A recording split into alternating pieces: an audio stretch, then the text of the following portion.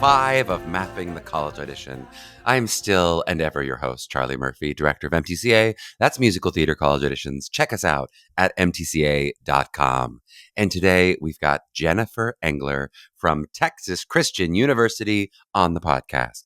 For our newer listeners, welcome. This is another one of our college deep dive episodes where we explore the landscape of the college theater world and try to demystify this daunting audition process. And oh boy, we are back from our summer break. We are hungry and the takeaways are plentiful for this one. I record this on a Tuesday, and here we are partway through our amazing summer college faculty masterclass week. What a joy it always is to get to meet so many of our amazing students in person, some of which I've met on Zoom, but many of which I haven't gotten to meet yet at all personally.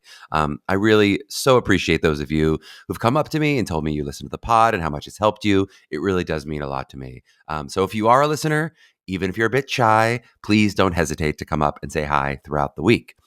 Many of you were able to do that already at our big picnic we did last Sunday, at our kickoff meeting that evening, but we will still have a few more opportunities as we're going to have some evening Q&As with alumni students who are working in the industry, as well as we're all going to go see Maybe Happy Ending on Thursday night with our very own Helen Shen, MTCA alumni and previous podcast guest.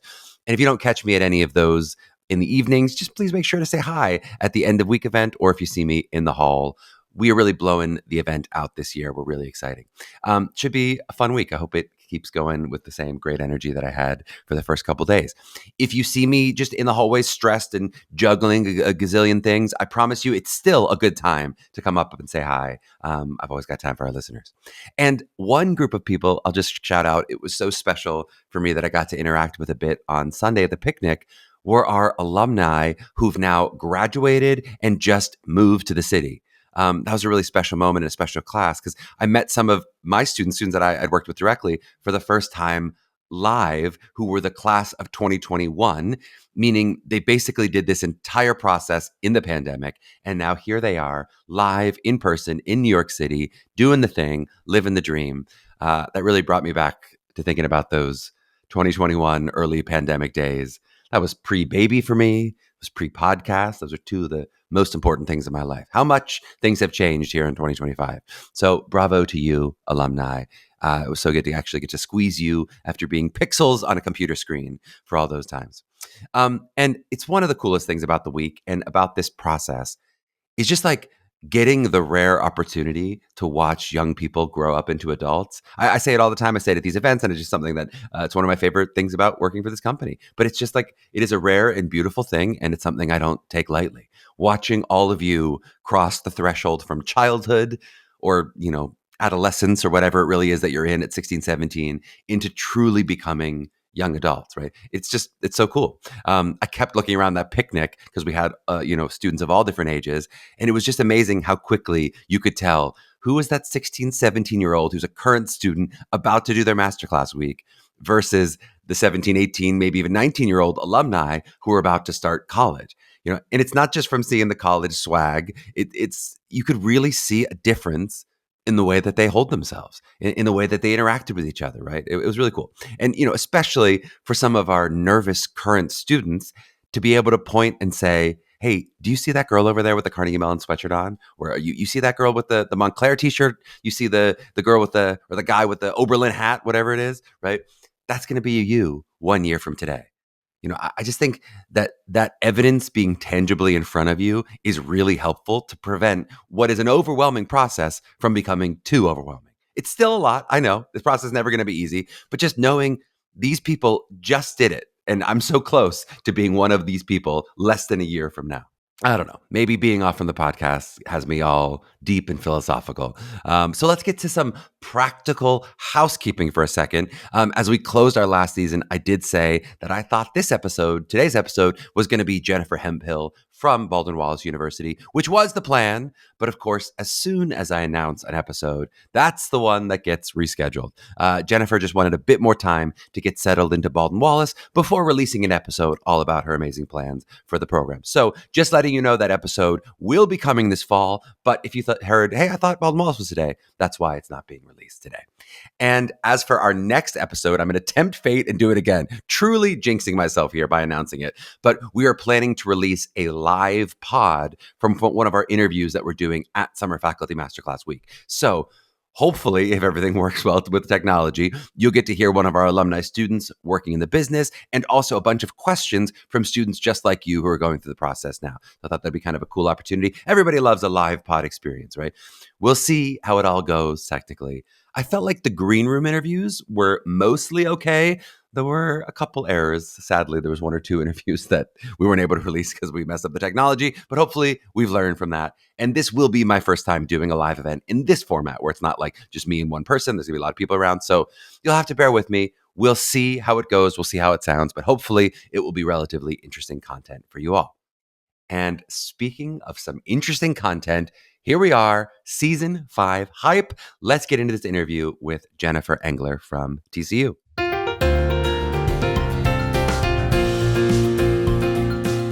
Well, we are so excited to welcome Jennifer Engler from Texas Christian University. Jennifer has a BFA from Emporia State University and an MFA in acting from Michigan State University.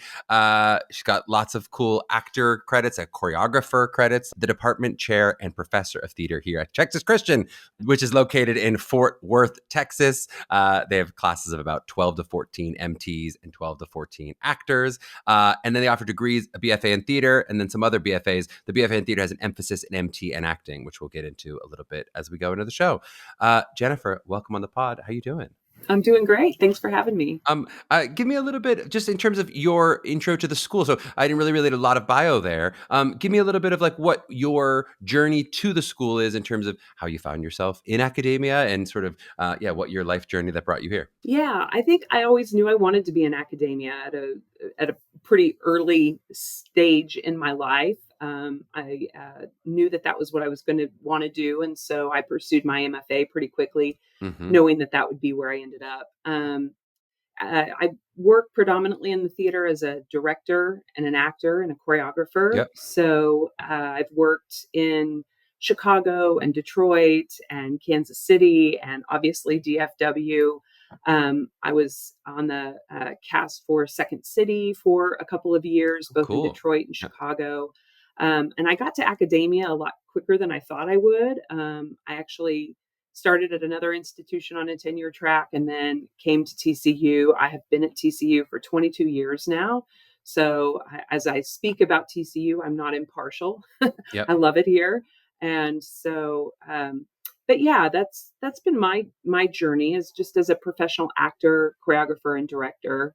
But ultimately with a love for teaching and a love for supporting students. Yep. I think that's always been my draw toward academia. As a first generation college student, I recognized very early how life altering a college degree can be and what that experience can teach you. So I love it. And just for those abbreviations, we're using TCU for Texas Christian sometimes, and also you use a DFW, which is Dallas Fort Worth, right? That's correct. Okay, yes. Great. I know a lot of people may be local, but now we got international listeners. Not everyone knows a DFW.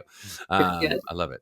Okay, well, let's get into the school a little bit. And I'd love to just start from an overview perspective with your biased perspective on what TCU is, of just like, what do you think it means to be a TCU student? As if you're trying to describe like the ethos of the student body, especially the theater students, but just sort of what does it mean to be a TCU theater student?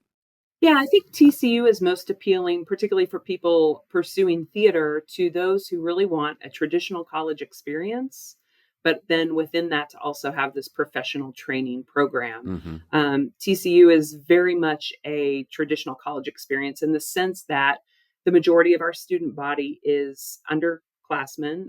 There's graduate and doctoral programs here, but it is predominantly undergraduate. It's predominantly traditional students. It is for somebody who really wants to maybe go to the football games and be involved in student orgs, or maybe be involved in Greek life and Yep. have that kind of 4-year college experience. But then within that, we have this highly rigorous BFA training program in Yep. acting, musical theater, design technology, and theater studies. So that's who we appeal to. I think when people ask me kind of what are those top two things, if I had to say what's special about TCU, I say our size and our location are extremely special. Mm-hmm. Our size, we're a university of just under 13,000. Mm-hmm. So there's not a lot of universities of our size that have Division I athletics and Uh-huh. have a lot of the trappings of a really large university.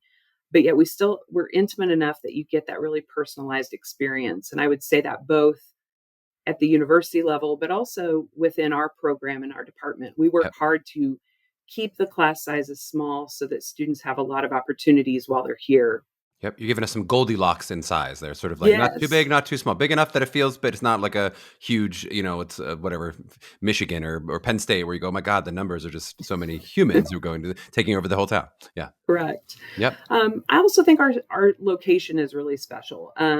Dallas Fort Worth, it's a huge metroplex. It's over 5 million, but it's also the fifth largest theater market in the United Mm-hmm. States. And so what it does is it allows our students to work professionally, gain equity weeks and all that while they're still a student at Yep. TCU.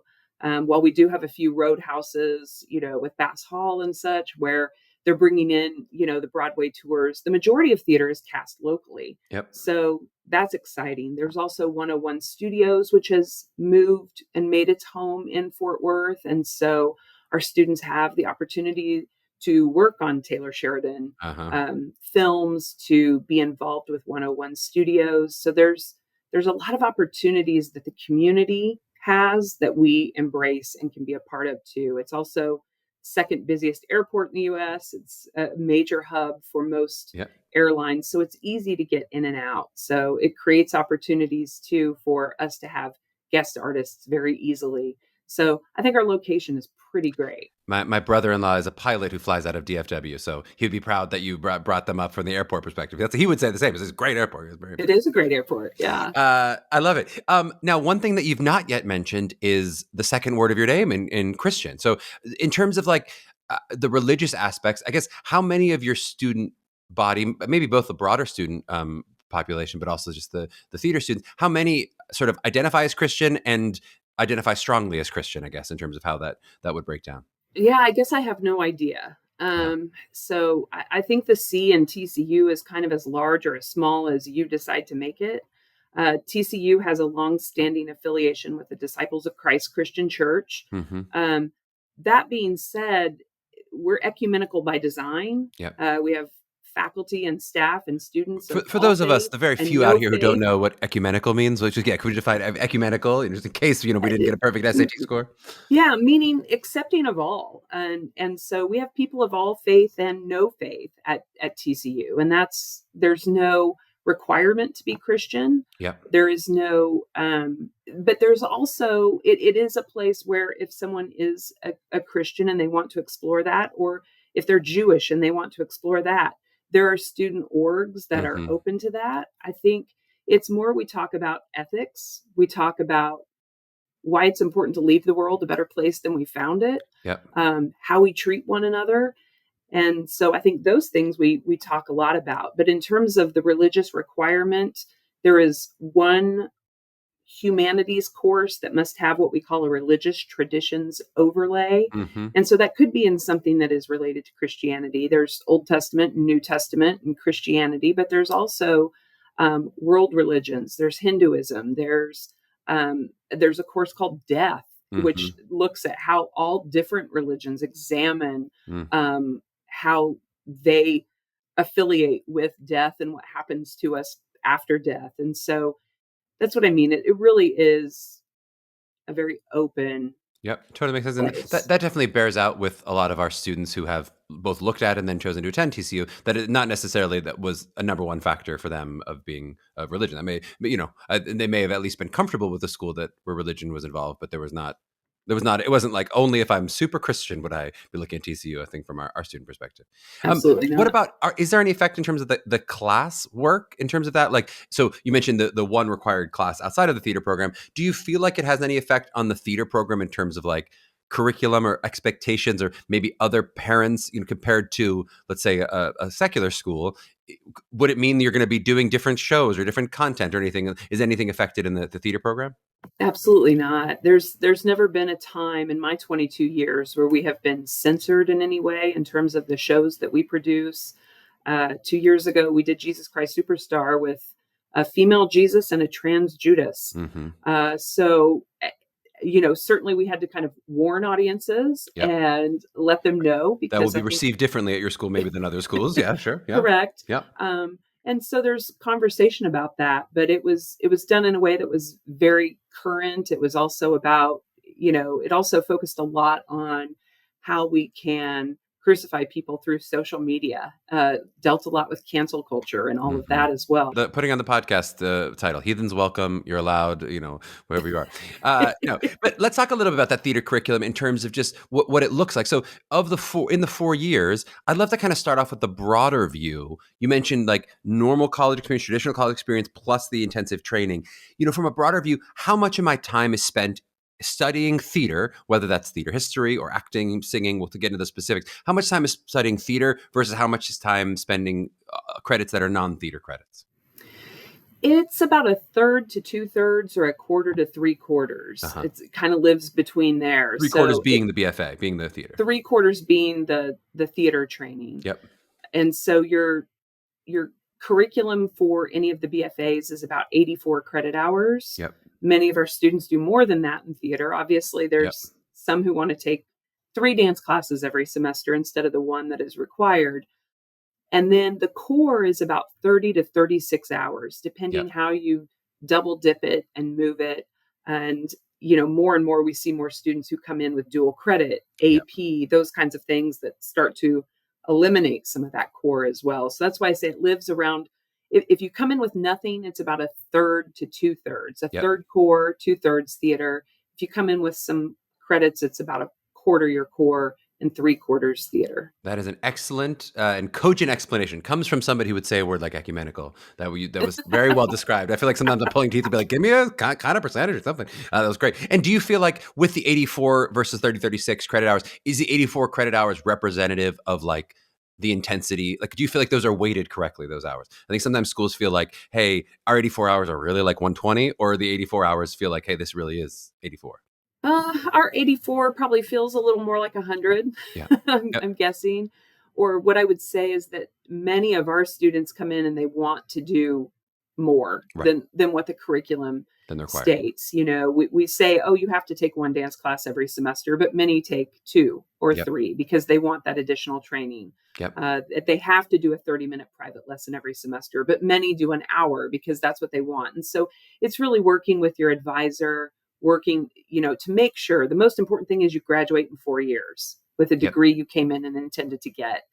But if there's some flexibility, let's use that. Some of our students want to spend a semester abroad. And so that changes the dynamic a little bit. And so it's just working with your advisor, working with your schedule, working with that degree progress to make sure you get the most out of your 4 years. Totally makes sense. And in that 1/3, or I guess even within the 2/3, how does it work with how many students are getting things like minors outside of the theater program? How many are getting minors like a minor in dance, or there's other additional things within the theater program? How does that work with minors and or potentially double majors? Yeah, I would say many of our students have a minor. What our rule is, I would say probably 70 to 75% of our students have a minor that are on the BFA track. The only rule about that is we don't let you declare a minor until after your first semester. We want to know exactly, in terms of if you had AP or dual credit, exactly where they're going to count. Want to make sure you're going to graduate on time and that you've had a semester to be a college student so that you understand what kind of rigor you can handle. Some of our students, if they take more than 15 hours a semester, start to kind of not get their laundry done in time and start to get overwhelmed, and others would take 18 hours every semester. And others won't get their laundry done no matter what. Let's be honest. Some are going to struggle with that regardless of credit load. Correct. So it's just making sure that you've lived the experience a year, and we can sit down and look and go, this is exactly what that means over the remainder of your time here to make that happen.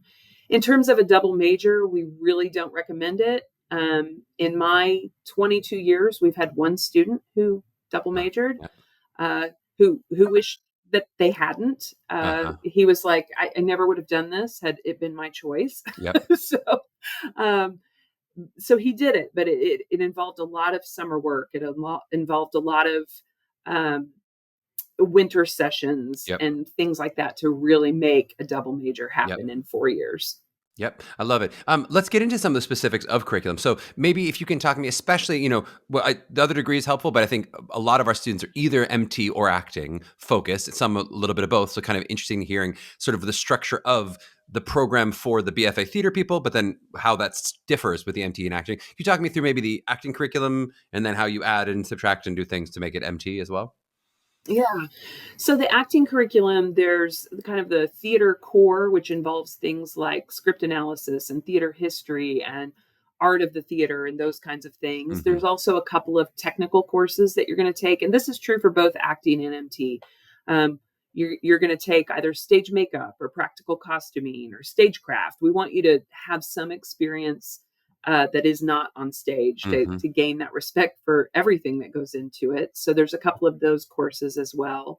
Um, there's also a group of kind of theater courses. There's a list of that they could take, whether that's playwriting, directing, musical theater history. If there are Hmm. things that they have an interest in, there's an area for them to make a choice in that category as well.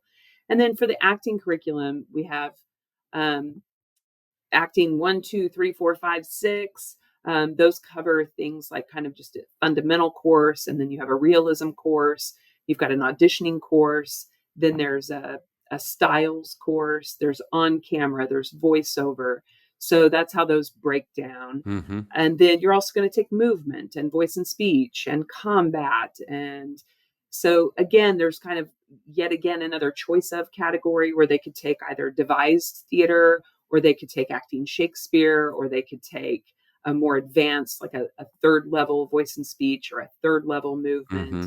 So there's a lot of choice. There's a lot of flexibility in terms of, yeah, we all have to deep dive, but then where do you kind of want to go a little bit deeper? Yep. And then for those core classes, how much do the MTs and actors overlap? Like, does it feel like 12 to 14 separate, or does it feel like, hey, it's 24 to 28 together who then separate out into the MT classes? They're together a lot in the first year. Hmm. So, for instance, so our MT, while they're taking a lot of these acting classes, when they're in acting 1 and acting 2, they're crossed over with um, the acting BFAs and Hmm. musical theater BFAs are all together. What we do is, like for acting 1, I'll take all my MT and all my acting BFAs and I'll shuffle them all up. And Yep. then I create 2 sections. Yep. So we want to keep our sections at 12 to 14 Yep. students because we don't want an acting class with 30 students in it. But it will be a mix of acting and MT in Yep. both sections rather than acting 1 for MT and acting 1 for acting. Same with movement, voice and speech 1, those kinds of things. There is some crossover. It's more in that second year they start to divide out, right? Yep. Because MTs are on a different kind of curriculum. And so our MT students are taking more music theater performance classes, and those switch between things like character analysis through musical expression. Some are about building that book, that repertoire. Another is a callbacks class. So all you're doing is auditioning for another show every week, putting students on the other side of the table. Hmm. Like if I were to cast this musical and I watch Hmm. all my peers come in, I've got to cast it and I got to explain why I did it that way. Yep. They're taking private voice, they're taking dance, they're taking those kinds of things, which the acting, that's where they kind of separate out and they start to move in their own way. And how much permeability is there across that membrane? Do actors, if I'm like, I'm an actor, I don't want to be a musical theater person, but I'm interested in private voice. I'm interested in some dance class. Do you have the ability to dabble along with musical theater people? They do, yeah. So, like, there's an MT workshop that is open to our acting Hmm. BFAs. There's private voice can be open to our acting BFAs. Dance classes can be open. It's really about, do you have room in your schedule Yep. to do it? And Yep. then the same is true for the MTs who maybe want to take on camera or something. Like, we have a lot of musical theater students who want to take on camera acting. So we have a semester where we teach it that it's just for them. Yep. So, I always say every MT at some point will want to be on camera. When you're 40, you're at some point you're going to go, I would like some of that CBS money, whether it's, even if you spent most of your life doing Broadway stuff, it's just true. What about for the musical theater major specifically? Do you feel like there is a discipline that you focus on more than the other? Like, or maybe are known for more? Do you feel like, hey, a TCU MT is really going to be known as a strong singer, a really strong dancer, a really strong actor? Is there one of those that floats to the top? I think for us, acting is the foundation, always has been. In my 22 years, I think you're acting when you're singing, you're acting when you're dancing. That really, we say, if theater is the noun and musical is kind of the adjective. And Hmm. so how do we make great theater? And so for us, I think, well, certainly what we want is a triple threat. And we certainly have students for whom their highest skill is dance, and some their highest skill is singing, and some their highest skill is acting. That's part of the recruitment process. We want Hmm. to bring in people who have higher skills in one area because they create that baseline in the Yep. classroom. They create the goal. They look at a peer and go, "Oh, that's what real acting is. Oh, that's who I got to compete with as a Yep. dancer or a singer." And so, for us, that's really important when we're recruiting a class, is that we have people whose highest skill is in all of the areas and Yep. not just one. Yep, totally makes sense. Let's talk a little bit about senior year and beyond. So, how are you preparing your students for the launch into the business, both in terms of classwork, but then also in terms of stuff like showcase, meeting agents and managers, figuring out representation in general? How do you prepare your students to sort of begin being professionals? Yeah. So in the senior year in the fall, they take a class that's called Professional Seminar, and that kind of starts it. So in that class, they're kind of learning all the practical applications and the business of the business. How do I read this contract? How do I handle negotiations? They're really looking at, how do I file taxes as a performing artist? What is a legitimate write off and what is not? They're also making sure that their resume is in line for the market that they're wanting to go into, along with their headshot. They're really looking at the various markets to see where they want to be. They're creating their website, they're creating their Actors Access profile, those kinds of things. And then senior showcase happens all year long. So in the fall, it is really focused on the video showcase, and whether we have a different kind of showcase. So whether you're MT or acting, everyone's doing a video showcase. Hmm. And so we're focused on that. What is the content of that? How are we creating that? Everything goes through Actors Access for our senior showcase. So they have 4 videos that are on there, 3 of which they work with us. We help coach them, whether that's a monologue or a song or dance or an over the shoulder scene, whatever that is. Hmm. We're working with them, coaching them, and then we bring in a production company to film those, put those together, edit it, and get it on their Actors Access. Hmm. The 4th video is a self tape. And so that's on them. It can be whatever they want it to be. It can be a song, a monologue, a dance, but it is a self tape because agents want to know what that's going to look like. If they send them a request for a self tape, what am I getting? Yep. And so we're focused on that in the fall. And then in the spring, we turn to live showcase. And so live showcase, we do both here locally in Dallas, Fort Worth. We'll bring in agents, producers, directors from the area to come to live showcase. And in that, everybody is just combined. So everybody is showcasing together here locally. For New York, what we're doing is we have what we call, it's really not by MT or an acting. We don't have an MT showcase and an acting Hmm. showcase. We have a New York showcase and a bi-coastal showcase. Hmm. So it really is about, where does a student see themselves post graduation? So we all go to New York together, but in the closed showcase, those that have decided that within 6 months of graduation they plan to move to New York will be in the New York showcase, Hmm. meaning they're sitting in front of 4 New York agents. Those that maybe want to go to New York, or maybe want to go to LA, or maybe they want to be in DC or Atlanta or somewhere else. They're sitting in front of 4 agents that are bi-coastal agents who have Hmm. representation in various areas. Smart. Yeah. And so that's how closed showcase works. And then we do a open showcase in New York that is both groups again, all combined, but that's open to any representation who wants to come. Because again, many of those are New York agents, but also it's cruise lines, it's Disney, it is a variety of things. And so that's how we really market it, is we have a New York showcase and a bi-coastal showcase, and then we have combined for open. And I'm misremembering a cabaret also? Do you do some at 54 Below? We do, yeah. That's how we end our time in New York, is we do a cabaret at 54 Below with our alumni who are in the New York area. Super. So Well, it's great. celebration of the experience of, yeah, cool. I love that. You definitely, I think, I don't think it is unique, but I think it is, the word of unique that's not literally unique is what it is, in that having both the closed and open. I think some people have closed, some people have open, but the idea of having both, it's really a smart, interesting way to do it. I'd love to hear a little bit more about, you mentioned the football games and the traditional campus and the campus size, but what does it mean in terms of, what is that? That's the symbol? That's Go Frogs. Go so you make the Frogs? peace sign, and then you make it angry. Okay, so if you're not watching the video, it's like a quotes. She's doing like a quotes, but like it's an angry frog sign. Yeah, jumping out at me through my screen. Yeah. Gosh, the school spirit, it's real. But other than the football games, what does it mean? You mentioned also some like clubs, like religious clubs for Jewish students, for Christian students, et cetera. But what does it look like in terms of campus life stuff? Like, what is my experience being a TCU student outside of the theater program, and just what it's like to go to school there? Yeah. Well, I think our Chancellor Buscini said it really well. I mean, TCU is that place that anytime you walk across campus, you're going to see people you know, you're going to see people you don't know, you're going to see people you want to get to know. It's a very close-knit campus. I think it's a lot of spirit. Anybody who is at TCU knows that Go Frogs sign. They bleed purple. People come to our campus and are always floored by how much purple they see. There's a lot of pride in being a TCU student. Yep. So I think people who don't even enjoy football love going to games. Yep. It's always funny to see how many of our theater students are, Dutchmen who are kind of spirit people for the different athletic events, who are at, basketball games and football games and baseball games.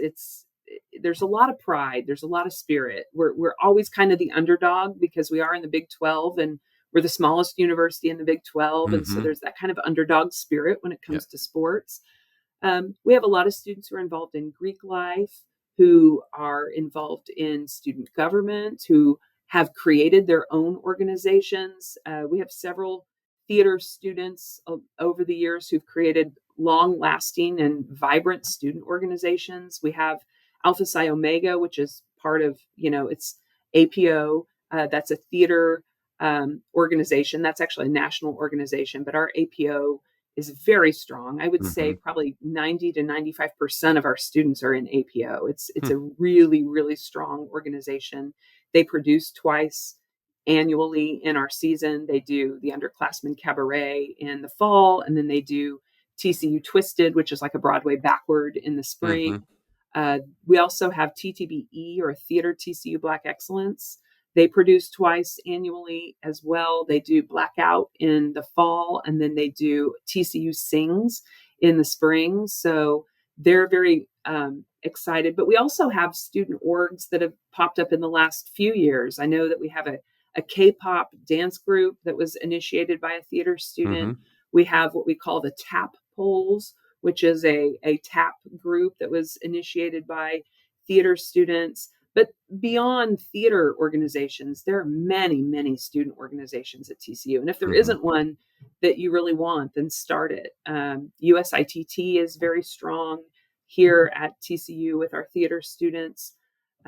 So it's a lot of student organizations. It's a lot of interaction. I know we were voted like happiest campus by AI like a year or two ago. And I think that that's pretty true.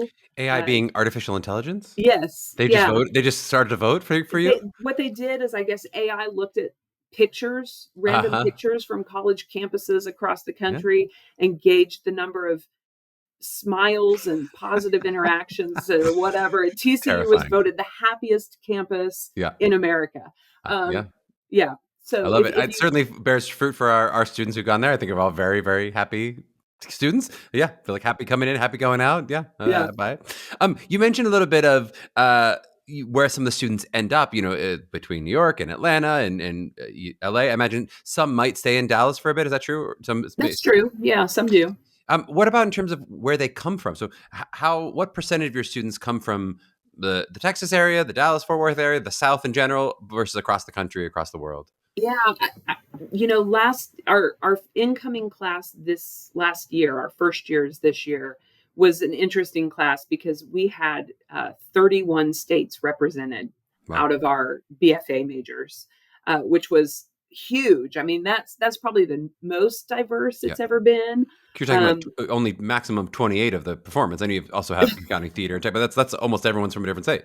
Correct. Yeah. It really was. It was just insane. So I would say next year's incoming class is maybe 30% are Texas and the other 70 come from everywhere. We Yeah. have a lot of students from California. In fact, TCU is often referred to as Texas California University.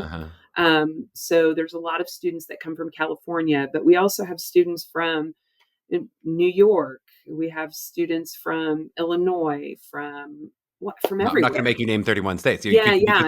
everywhere. No, that's great, and it makes sense. And even the idea of, I think, as a Northeasterner, the idea of Texas, I've learned, is not a singular place either. It's its own country. Just even them coming from Texas, there's a lot of different parts of Texas just within that. And certainly, we've had students who from all over who've gone there. So the one of the biggest maybe potential restrictions to that, which we can talk about, is just the cost. So our crack research team has come up with a total of about $63,000 in tuition. What does that look like in terms of, what are my scholarship opportunities from a perspective of artistic scholarships, academic scholarships, need-based scholarships, where, if I'm bringing that number down, how am I bringing that number down, and where would I expect to potentially bring that number down? Yeah, all of those scholarships are certainly possible and can stack upon one another. Anybody who is admitted into the BFA is given some level of theater scholarship, talent-based scholarship, and those range widely. Some are full tuition to as low as a few $1,000s, and so they're full tuition talent-based scholarships. And I'm sorry, full tuition talent-based scholarships. Yeah, wow, that's awesome. Yeah. So, again, a lot of our scholarships have qualifications. Many are endowed scholarships. And so whoever endowed that might say, oh, this needs to be for a somebody student of who this is identity. Yeah. not from Texas and is majoring in X, right? So it's really looking at all of those and trying to figure out how to parse it out to get the most for everybody. Certainly, TCU is great about meeting need. I highly recommend people fill out the FAFSA and the CSS profile, even if they don't think it will help them, because TCU also has foundational scholarships for middle income families, people for whom the federal money doesn't help. But so I would always recommend that they fill that out, so that when I'm allocating scholarship, I'm trying to look at, okay, here's what they got in academic, here's what they got in need.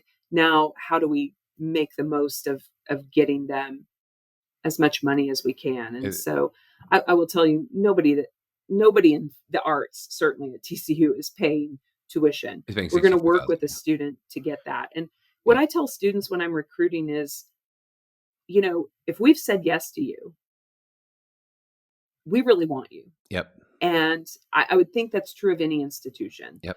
And we've said no to hundreds of talented young people, and we've said yes to you, which means we really want you here. And if the only thing that is keeping you from coming is the money, then let's keep talking. I have worked with countless students over the years to make TCU possible, and that's always my goal. And so I always say, I'm not always successful, but I will always try, and I'm successful more than I'm not. And so just have the conversation. As a young artist, don't hesitate to talk about money. I will never make anybody feel bad about talking about money. It's real. So let's talk. That's a great life lesson beyond. I mean, certainly we give that advice in the college process of, yes, negotiate, you're allowed to, and talk about it, ask for what you need. But boy, artists need that too. I mean, it's all the time. I'll see this with offers for, hey, will you do this concert? And like, is there a financial, like, do I have to ask, are you going to pay me, or what are you going to pay me? That, like, some artists are not always given the same sort of respect of like, this is what it will pay, and here's what we end. So you have to be your own advocate, and you have to get comfortable to say like, okay, great, but is there more money than that? Because that is not a lot of money to do this work. Yeah. Yeah. I love it. Okay, let's just wrap this session with just, as you just May 1st passed us not too long ago, as people are making their final decisions to TCU, and or you're finding some of those times when maybe they chose not to go to TCU, you're more successful than not, but sometimes imagine not. Do you have a sense of like why someone decides ultimately, hey, I am going to sign on the dotted line, TCU is the right school for me, and why they might say, I had other great offers, here's why I went in the other direction, if you get a sense of that? Well, why do they say yes? Why do they say no? I think a lot of students have to find what feels like home. I recommend to any student, go on the campus. That's going to give you a better feel than anything else about if it feels right. My son just graduated from college this year himself. And we went through that process of going to all the different universities and touring and doing the things. And you hit that one where you go, oh, yeah, this feels like home. Yep. But I hope what students will look for is a place where they can go, where they're going to feel supported, where they can take risks and fail and still feel good about it. I always say, find that place where you're going to go and allow yourself to fail regularly and still feel okay about it, and still feel supported, and still feel motivated to do it again and again and again. Because we never want to be in a situation where a student comes in and just keeps shining the same penny over and over and over, that thing that they already do well. Our students already do many things well before they even walk in the door. So now let's find the things that you aren't good at. Let's keep working those and be fearless about it. And so I think a student has to find the place they feel they can do that. And that's individual to them. Yep. So I think most of the time a student who comes here came on campus and they fell in love with the people that they were going to be around, because ultimately the people are the community that you're either going to allow yourself to fail in front of or not. And so I think a lot of our students come on and they go, oh, these are the people I want to be studying with. Yep. The faculty, the peers, so I think that's why they sign on the dotted line. I think the reason many don't is, I've had students who didn't come because it was just too far from home, or it wasn't enough money, or they, in some cases, I think we've even had students come and say, yeah, it's too nice here. Too much of those AI smiles. People we got to turn down really the be happiness. this friendly. They feel like there's some kind of like, How will you learn grit? How can you study the gritty art form while you're smiling all the time? Yeah. I do think we have a culture of kindness. I think we're very, as any theater industry is, it's competitive. You're going to have to fight to get on stage, but I don't think it's cutthroat.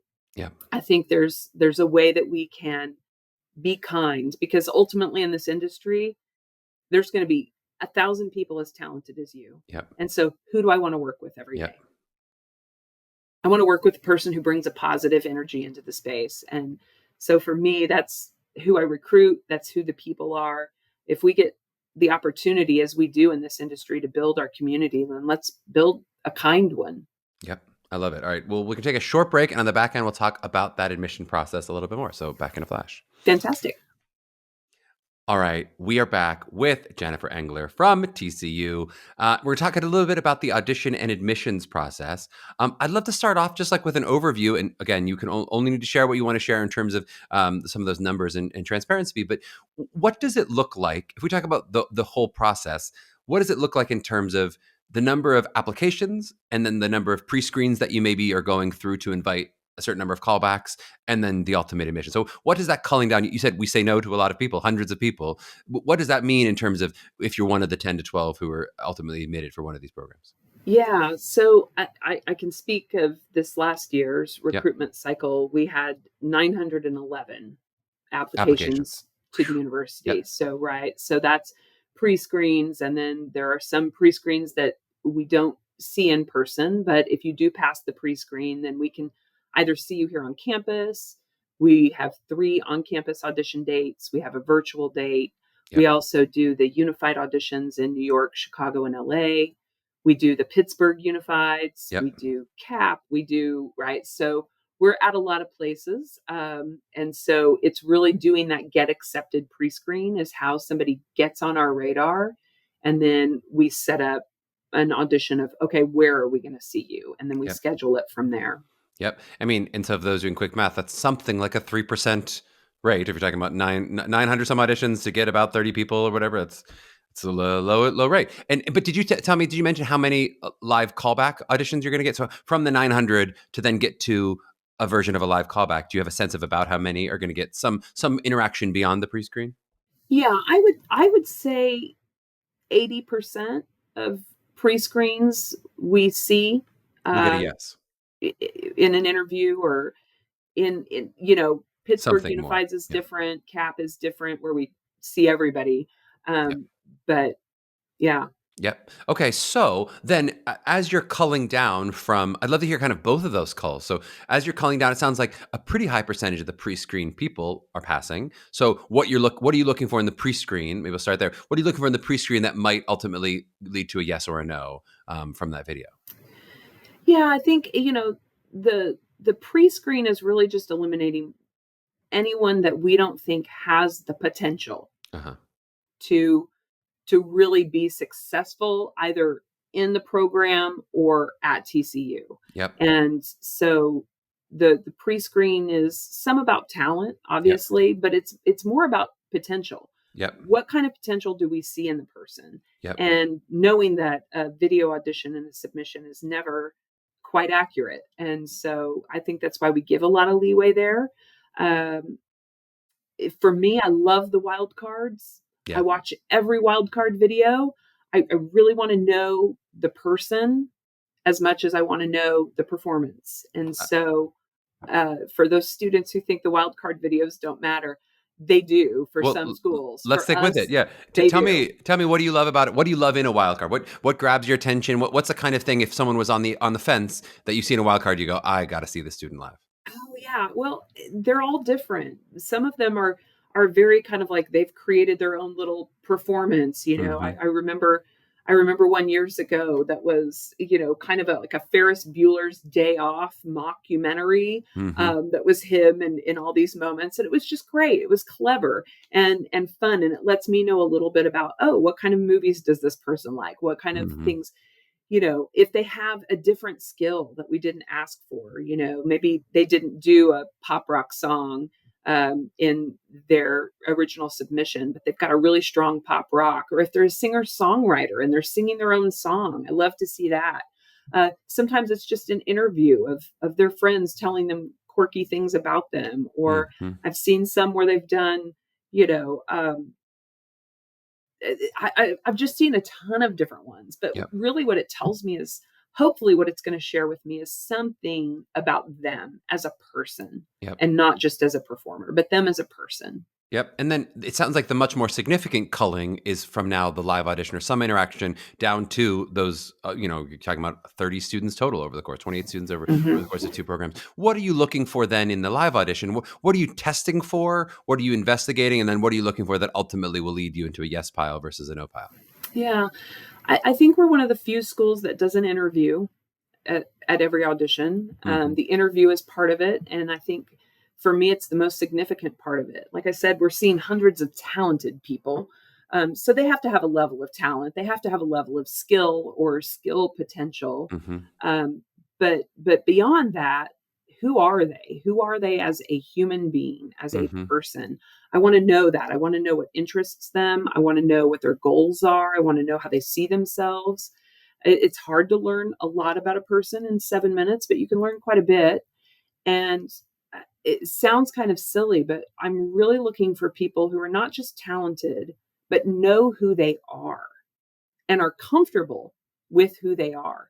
Because ultimately, that's what they're going to have to go out and sell. Yep. They have to sell who they are. We're really what does that look like? Do you mean that in the interview that they're able to say like, hey, this is my human self and this is my brand? Or what are you looking for in terms of someone goes, I know that person is as an artist? I'm looking for someone who doesn't put a facade up, who doesn't perform as a person, who doesn't perform in an interview, but who can sit there and kind of just authentically be who they are and talk. Looking for somebody who knows what it is they want, who knows who they are, and isn't apologetic about it. Mm-hmm. I think there's a big difference between confidence and arrogance, and you can kind of start to navigate that. Yep. I'm interested in where they feel they have the most to offer and where they feel they have the most to learn. So I don't know how to explain it. It's really a feeling that you get when you have that person who can just sit and talk to you. Yep. But it sounds like for you, you're drawing more of that from the interview than from like the material selection. It's not like, hey, I need to know in these 2 songs, you've told me everything about who you are. You're saying that's more going to be a conversation in your case than going, Yeah, in the you showed interview. me in the. And I always recommend for students in terms of their selection, don't try to show me everything you can do. Show me what you do best. Mm-hmm. You've only got 3 minutes. Show me what you do best. Don't try to show me every range, everything. Mm-hmm. I want to see what you do best, and hopefully something that you connect to. Mm-hmm. Something that you can just drop in and be present in that moment. Yep. I love it. And then how does this look different in terms of, so what are the audition opportunities? You mentioned some of Pittsburgh Unified's, CAP Unified's, in terms of national unified opportunities, in terms of on-campus opportunities. How do those differ when you have those different platforms? So obviously some of those are consortium style and some of those are individual auditions. How does that work differently in terms of, I guess, both the audition, but really in terms of like the follow-up, or how they would continue to interact with you if you meet someone at Pittsburgh Unified's versus if you meet someone on campus? Yeah. Pittsburgh and CAP, it's a little bit harder to really work in all the interviews while you're there. You're seeing people. I mean, ultimately, we have people who we meet there that we want to get to know further. And a lot of times what we'll do is a follow-up interview with them that Like a is Zoom a call. virtual Yeah. interview. Mm-hmm. Yep. So that we have that time, because we don't necessarily have them in those consortium situations. Yep. And then for Unifieds in New York, Chicago, and LA, for our auditions here, you're signing up for that 10-minute slot. So Yep. you're getting slotted into a 10-minute slot for us to see your audition, do the interview, and do that all in person. Certainly any student who has a strong desire to, this is the place, I would urge them to go to campus. Mm-hmm. An on-campus audition is always a little bit better because all of our faculty are here and can see them and have a vote. Whereas anytime we're at Unifieds or one of those other things, it's only a couple of our faculty who then are the voice and the representative that go back and make that decision down the road. So I would say it's always better to come on campus if at all possible. Yep. Because it also gets you on campus and you can see you get a visit as well. what the feel is and get the visit done and all that all in one shot. How does it interact with how do you interact, I should say, with the academic application? And how does it work in terms of like the Office of Admission? So if you're seeing an application, have they already fully passed the academic standards, or is that happening all at the end? And then do you care about things like grades and SATs and essays? And are you looking at letters of recommendation? How do you interact with the sort of academic side of the application? Yeah. I work very closely with our academic applications and our coordinators of admissions here for TCU. There's been a change over the last few years, I think, because we've had so many more applications that a lot of times a student will not be given an academic decision until we've made our decision. Yep. So a lot of times what a student now is going to hear is like, your academic decision has been delayed until your BFA decision is made. And so we'll try to make those BFA decisions as quickly as we can. But I always tell students, if you're a no for us, you're going to hear from us as soon as we know you're a no. We're not going to make you wait till the bitter end unless you're still a maybe, right? And so what happens is, if they're a no, that is communicated both to the student and to admissions. If they're a yes right away, that's communicated to admissions right away. Sometimes the student. And then there's a whole lot of people that sit in that high maybe pile for a long time. And so The dreaded pool of consideration that you're Yeah, the talking about. full decision won't be made until kind of mid-March. And a lot of Yeah. times now, if somebody is so high academically that they're qualifying for one of the top academic scholarships at TCU, admissions is going to admit them anyway. Yeah. But they might be waiting on us. And in Yeah. most cases, they're waiting on us. Yeah. So Yep. So interesting. I mean, so different at different universities in terms of the timing of the academics and the artistic, and whether it happens as one, which one goes first. All very interesting. But it sounds, one thing you didn't say is, are you reading essays? Are you looking at grades? Are you carrying on your end, or is that more, hey, that's for the academic side to deal with? I have a threshold of grades that I think is really important, because I don't ever want to bring someone to TCU that's not going to be successful academically. Mm-hmm. And so certainly for me, I have a threshold that I'm not even going to fight with admissions for somebody who, honestly, if admissions is really saying and pushing against me, I'm going to let them win every time, because they're probably right. And I don't want to bring anybody here that's not going to be academically successful. But there's not a certain GPA that they have to reach.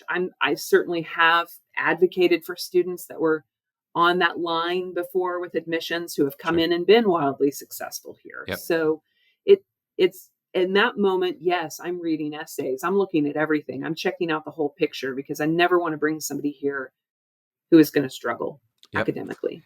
What else, as you think about the 12 to 14 that you're putting together, what else beyond talent, and even maybe beyond like who they are as a human being and knowing themselves as an artist, in terms of what that would be like, if you were to put it into a score or something, how are you thinking about filling out the class? Are you conscious of stuff like gender balance and height balance and diversity of ability, diversity of race, or geographical balance? Are you thinking about the 31 states and putting that together? How do you think about putting together the 12 to 14 and then the 28 across the board?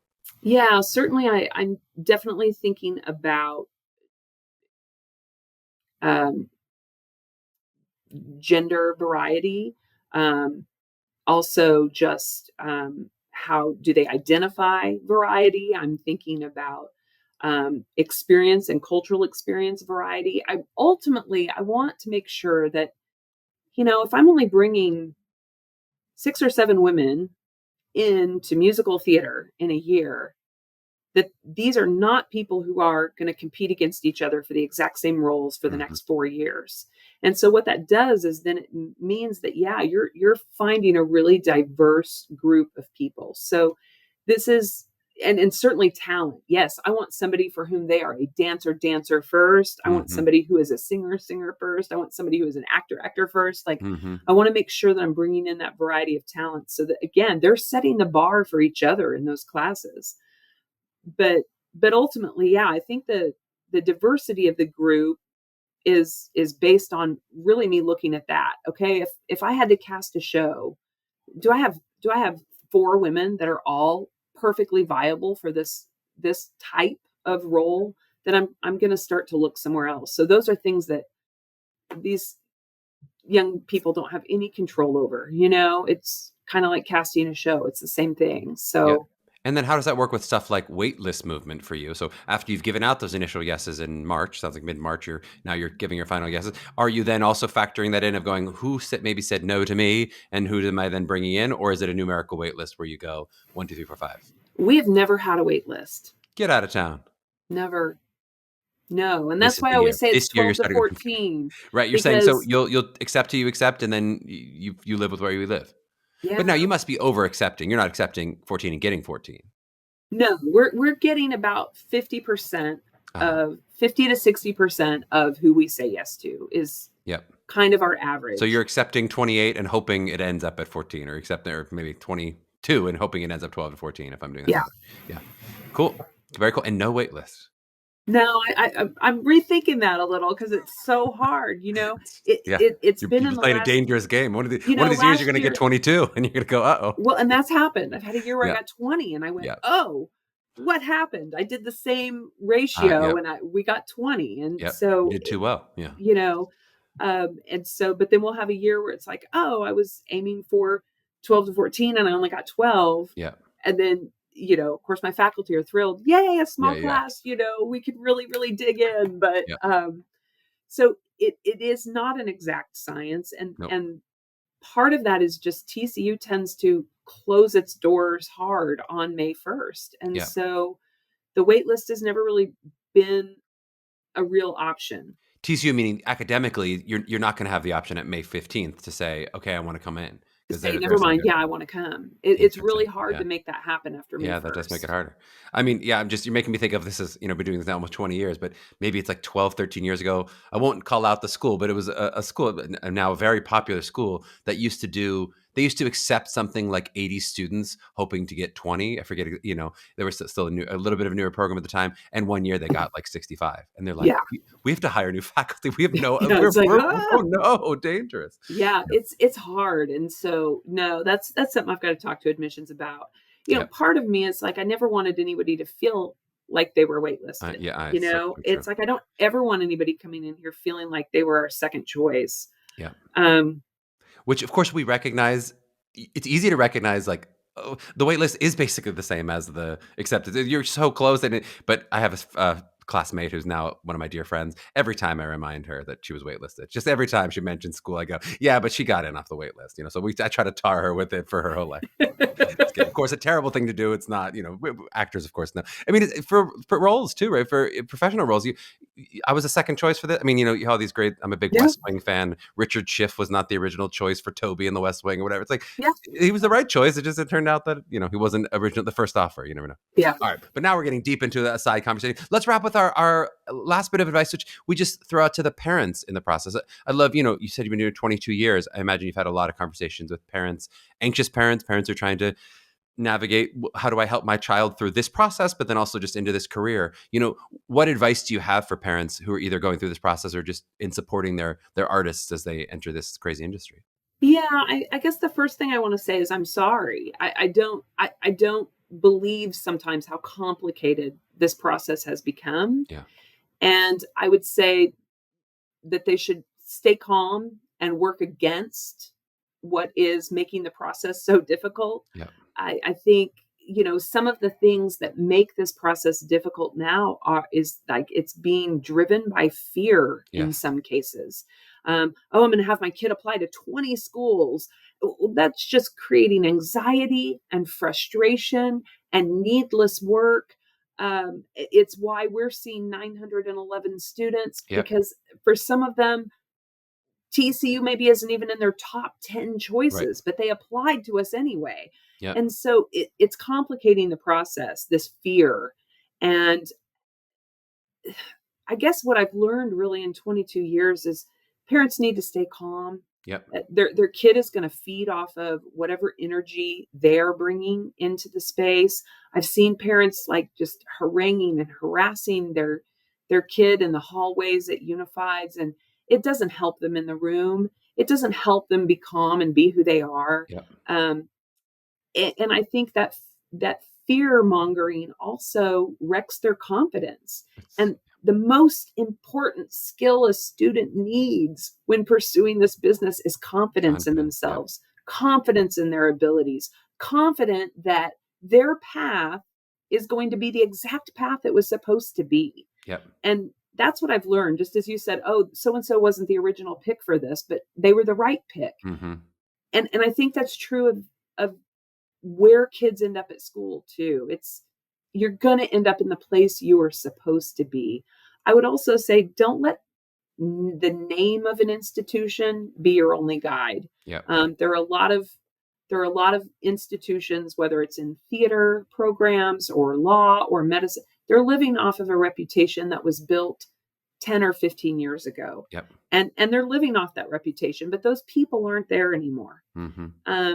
There are incredible programs across this country who haven't built up that reputation yet. But I know in meeting the colleagues in those programs, it's like, oh, but they're in great shape if they go there. Excellent. So absolutely.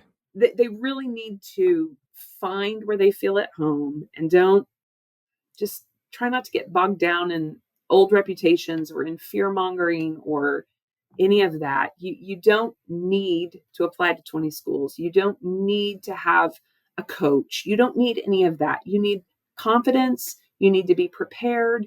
You need to understand the business, not hesitate to get your questions answered, and and go in with a sense of understanding that they're going to end up exactly where they were supposed to.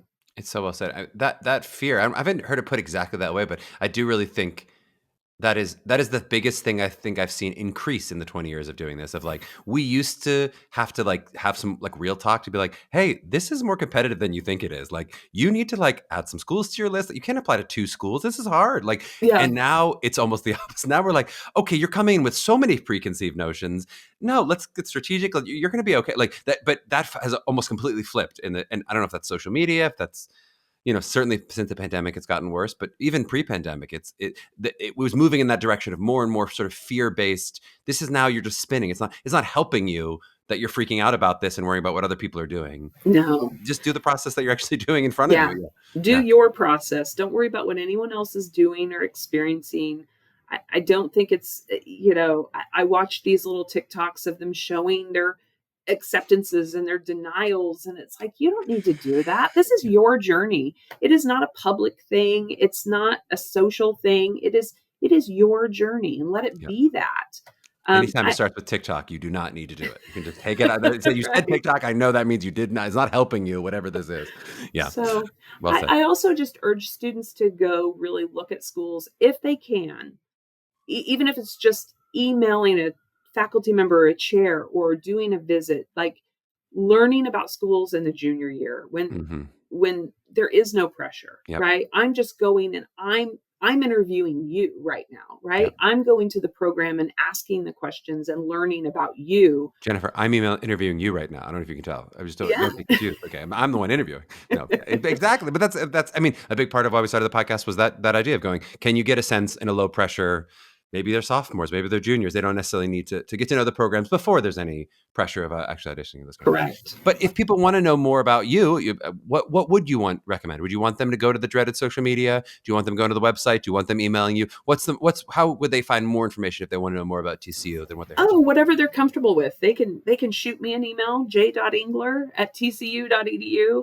They can look at our Instagram. I think our Instagram page is very good about kind of doing student life in the day of, and we've got our booked and busy page, so it can show you like, oh, here's what current students are doing outside of Theater TCU as well.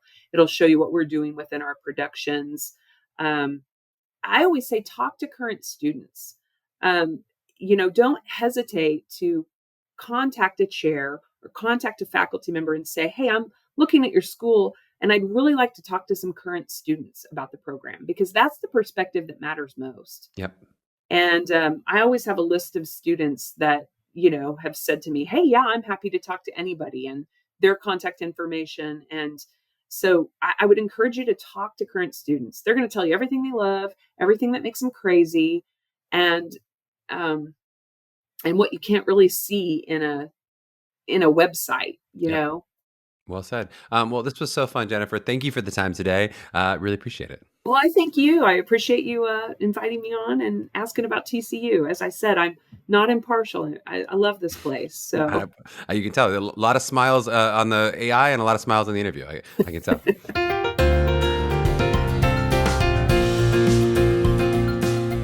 Yes. Wasn't Jennifer lovely? For someone I just met in this interview, I was immediately comfortable. I think even, I'm giving myself a note, even a bit too comfortable. Listening back, I just felt like I interrupted her too much with some of my bad dad jokes. But that's just a testament to how easy she was to talk to. Good for her. Let's dive into some takeaways, since I have a bunch today. I've been saving them up all summer. Some of these are kind of like reminder takeaways. Since it's a new season, I know you don't all go back and listen to every episode. So I'm going to do some like little quick hitters on some ones that we've covered before, just to put that idea in your head. And then maybe as you go back, you'll listen to the deeper ones that we've covered. Some of these we covered 2, 3, 4 times in different episodes, and maybe it's been an entire takeaway. But I'm doing a couple little quick hitters for stuff that did come up. This first one is one of those, and I'm not going to spend too much time on it, since I really have done like 10 of these takeaways on school size. But I just do think it's an interesting data point. We've sometimes talked about the really big schools or really small schools. This is what Jennifer was describing as TCU is kind of like the Goldilocks size. I think actually Goldilocks was my word, but she was kind of describing it's in that middle place, right? I do think that's one of those things that students don't always know about completely in terms of their preferences in a school. The idea of like a huge or very intimate campus and like what everything else in between might actually feel like. Again, for me, that's not saying one size is necessarily better than the other, but it's just a fun thing to investigate as you're checking out different places. Do you like big? Do you like small? Do you like medium? Do you not really care? Does it not really matter to you? And then when you're talking about the bigness or the smallness, in your head, is that more about the size of the theater program because you had a small high school and you don't want only 20 people in your class? Or is that about the size of the whole student body, right? These are good questions for you to investigate, and both will really affect your educational experience, whether you're talking about the larger student body of the college or the size of the theater school or your specific BFA class as well. And here's another one we've covered a lot, but I just really like that Jennifer was able to give number specifics in talking about those credits and credit hours. Again, people who've been regular listeners have noticed I've started really trying to give you, can you give me a percentage? Can you give me as many numbers as you can so that we understand how much time, when we're talking about where this falls in the BFA spectrum, how much time am I spending on academics? How much time am I spending on the artistic stuff? And I thought interesting, it was just a kind of interesting data point that she said double majors were so hard at her school and that it only happened once in her time there, given the 2/3 and 1/3 average split she mentioned. That 2/3, 1/3 average split is far from the most conservatory style school on the spectrum. You'll definitely hear some 80/20s, some 85/15s, some 90/10s that are out there. Again, especially if you're able to use those AP classes to make that happen. Again, you're just going to hear different schools talk about it differently. And of course, different schools also actually work differently. But I do think in general, for most BFAs, if we're going to generalize a bit, it can be difficult to get those double majors, even at the ones that aren't super, super conservatory style, especially when those majors are out of the department. And again, you've heard us talk about those exceptions. There absolutely are exception schools where it is very liberal art. That might be more of a 60-40 split, even a 50-50 split, where those double majors can happen, right? But you've also heard us talk, and you've heard different schools that when they say, yeah, we make this double major happen a lot, or minors are really easy, often they're introducing that idea of like the double dip, where some of those classes might be within the department and counting for both majors or counting toward a minor, or some schools where they're just going to easily, even if it's not a double dip, they're going to easily schedule around to form a kind of preset minor that they know that works with a BFA curriculum. So then like a lot of their students, or even some schools, it'll be all of their students will get that minor. But when you're going it alone from a scheduling perspective and you're doing musical theater and political science, right, as a double major, if you know you want that kind of double major, or even sometimes a minor, but especially now we're talking about double majors, it can be really tricky, even at the schools that aren't the most conservatory style, right? Certainly, we've had schools on that say, you can do it. We've done it before and we'll work around you. And there are some schools where they go, oh, it's completely encouraged. Yes, you can get a double major at our school, right? But just knowing that it is the majority of the BFA programs, even the ones that aren't the most conservatory style, where that double major is going to be tough, right? Then again, on the flip side, you will hear the ones that are 75-25 or even 80-20 that'll go, we'll figure it out. Let's see what we can make happen. Might mean a summer class, might mean something else you got to do creative, but we can make it happen. But just another interesting data point here along that discussion that we've had so many times. I think to me, that is one of the most important factors as you're thinking about your school list is how much time am I spending doing the art? How much time am I spending doing the academics? And speaking of data points, here's another one just to take the wind out of my sails from my pre-screen diatribe I did a few months back. You've all heard me say it likely many times, even if you only caught some episodes, I say it so often, that I hate that schools call it a pre-screen when so many schools pass less than half of their applicants, even a large number of schools that will say they pass a quarter or a third of people that are applying. And then, of course, Jennifer comes out and says that they pass 80%, which, it feels like 2 or 3 of the last 10 schools I've asked have said a version of that. If we pass most, we really do use it like a pre-screen, right? Which is all to say, that is absolutely true of many schools. Many really do use it as a screen, like Jennifer says. If you're passing 80%, in my head, you really are like screening out people who are not showing you a certain level of talent. That feels like a screening process.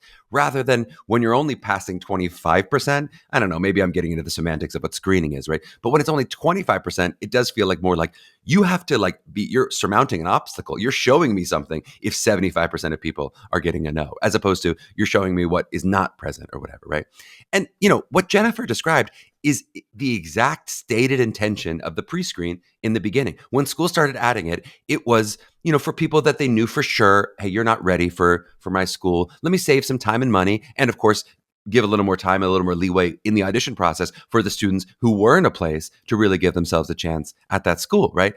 it's only in recent years, and recent years now is more like 10 years, but in the past 10 years, as the process got more and more competitive, that it's really become a lot of schools do what I would call an initial self-tape audition, right? Since in those cases, when you're not passing 75%, that means some really talented students, some students who are ready for a competitive BFA, who are in really good shape, some really talented students are getting no's if you're not passing 75% of the people, right?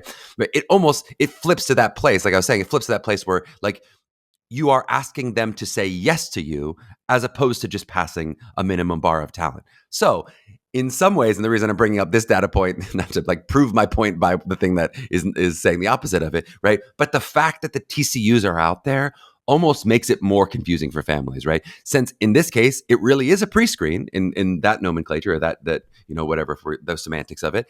And then the exact same video you might send to TCU in a different case is used as more of that self-tape audition and is a more rigorous cut, right? And that's not even about schools that are more or less competitive necessarily. There are schools that have the exact same number of initial applicants as TCU that might be passing only a third of their applications or their applicants, right? And that's all even before we get into the other ways we've talked about the video being used, including that idea of the post screen where they can watch it again at the end after you audition. Oh my. So just so many different things. This, it feels like why we need a new word. It's not that no schools use it as a pre-screen, but so many use it as something that I would call goes beyond a pre-screen, that we just want it to be some version of this is a video audition. This is a video audition that is wherever we use in your process, however we use in your process will be used different ways. As long as you're thinking of it that way, as long as you're giving it that amount of seriousness for your application or when you're sending it in, I'm happy. Okay, and then this is a quick one, but just underlining Jennifer's great advice. We've also talked about this before about negotiating and the idea that she's going to try, even if she's not always 100% successful, she's always going to try how much money she can get for you, right? Just like a great rule of thumb, though, again, each school is different with money. There are some schools that will explicitly say, we cannot negotiate with you, we will not negotiate with you. Some schools will say it'll all be academic, right? But a lot of schools will be close to a version of what Jennifer said, even if they don't say it as explicitly as she said it. So, our advice out there, try, negotiate, talk to them, right? Be transparent, be honest, right? If $5,000 more dollars will be the difference between you going to this school or not, let them know. It doesn't mean it will for sure happen, but it won't happen if you don't ask, and it really may happen. We've seen it happen over the years.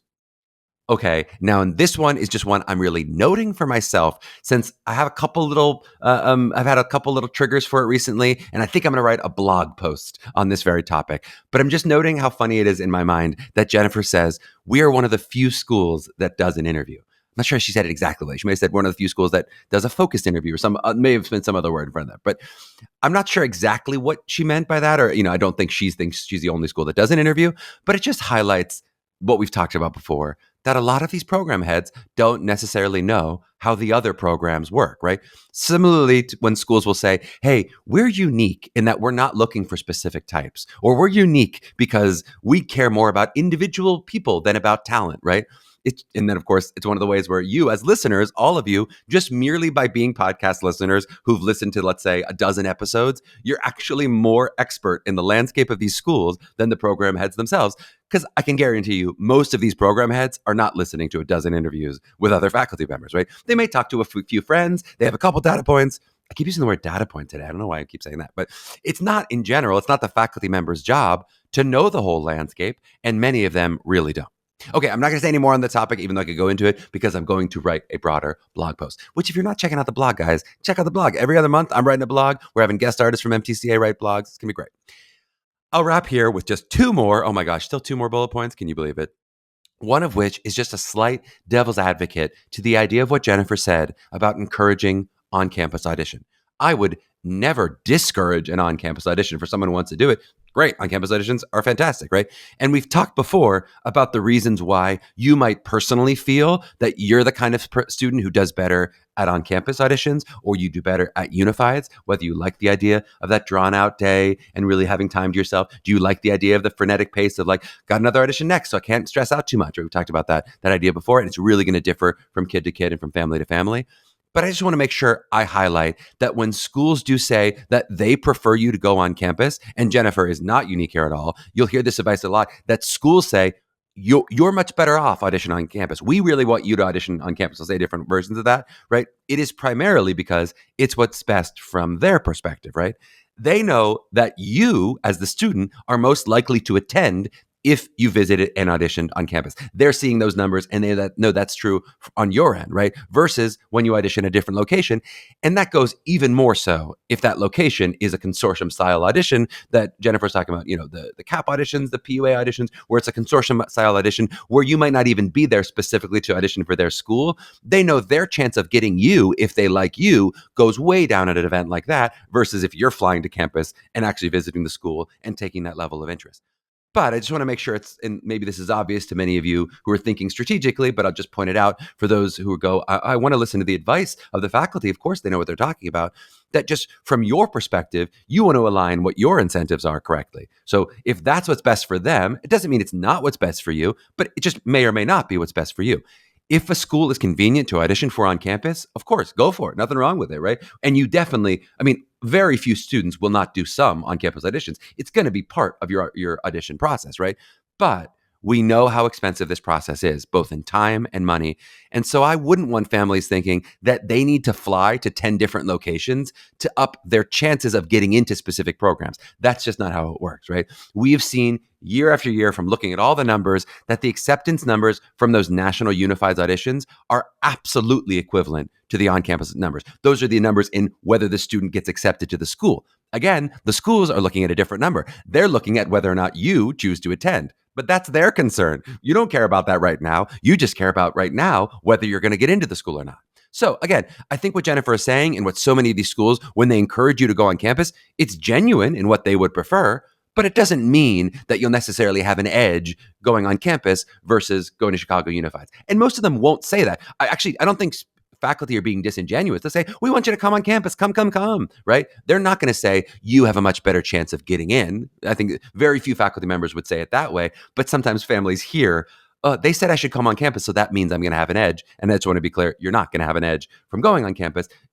We can talk about different numbers differences in terms of consortium auditions with specific schools, in terms of online auditions, different schools could talk about that differently. But when you're talking about a live audition that's on campus or a live audition at Unifieds, if they want you, they want you. You're doing the exact same audition with the same people in the same room, right?